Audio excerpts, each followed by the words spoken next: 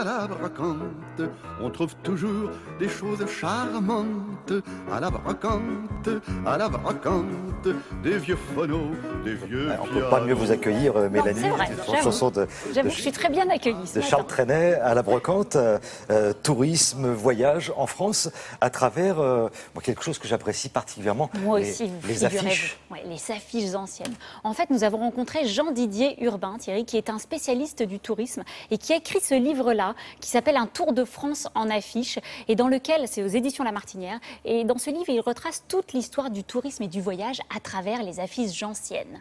Alors, comment il a fait? Eh bien, il est allé se plonger au Centre national des archives historiques de la SNCF, qui possède, Thierry, un fonds incroyable d'affiches anciennes. Pourquoi? Eh bien, tout simplement parce que le train est un élément essentiel au développement du tourisme en France. Et à partir du moment où le réseau ferroviaire couvre tout le territoire national à la fin des années 1860, eh bien, on voyage beaucoup plus facilement, beaucoup plus rapidement.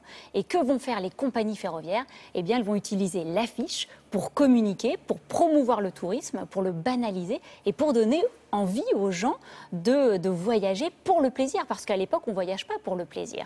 Donc là, on leur donne envie à travers toutes ces affiches de voyager, et vous allez voir comment eh bien, la France, on découvre la France dans toute sa splendeur culturelle, historique, géographique, et tout cela à travers des affiches. Regardez.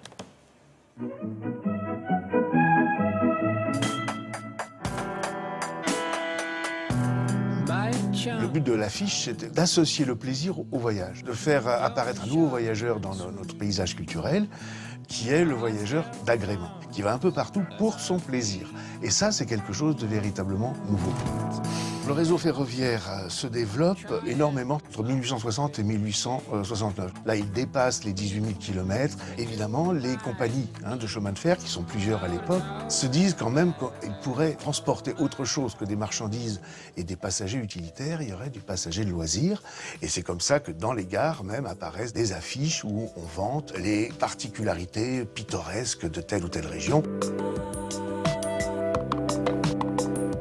Il n'y a pas que des monuments, des basiliques ou des paysages, il y a aussi des lieux de bataille, il y a des mémoriaux. Il y a effectivement un tourisme très très important qui est le tourisme de guerre.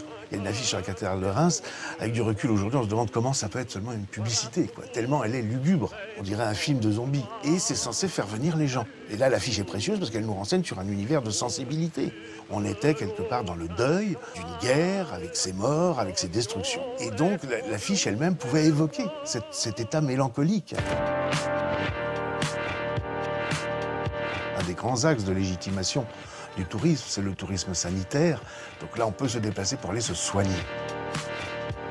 Peu à peu, le tourisme sanitaire va imposer plus largement le tourisme en général. En ce qui concerne la Méditerranée, elle était exclusivement une destination hivernale. Et en 1925, 1930, il y a une révolution des mœurs, il y a la crise, un culte du corps, qui fait qu'il y a véritablement une inversion et on va vers la Méditerranée. Le mimosa, la fleur d'hiver, cède sa place à l'aloès, au palmier, au cactus, c'est-à-dire à toutes des plantes exotiques. La Méditerranée s'exotise en devenant estivale. La femme même, dans ses représentations, change.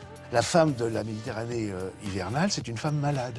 Elle va au bord de la mer pour soigner sa tuberculose, cracher le sang. Et la femme de la Méditerranée estivale, c'est une sportive, elle est dénudée, elle nage, elle joue du tennis.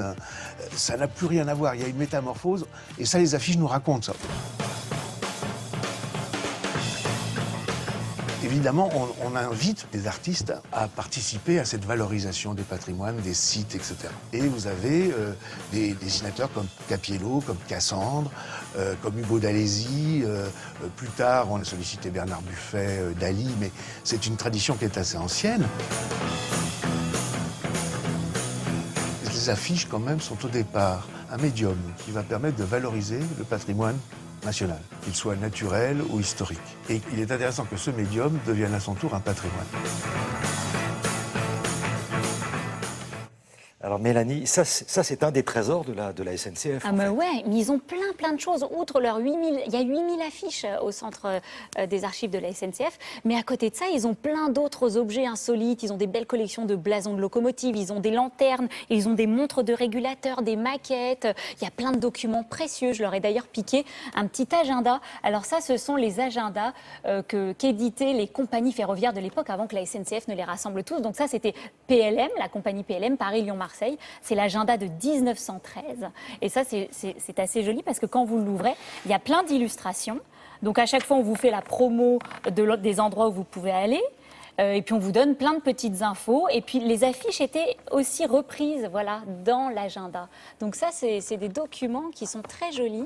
Il y a des petites pubs, il y a plein de choses. Voilà, et ça, c'est aussi aux archives, au centre des archives nationales de la SNCF. C'est un endroit magnifique. Merci pour ce beau voyage, Mélanie.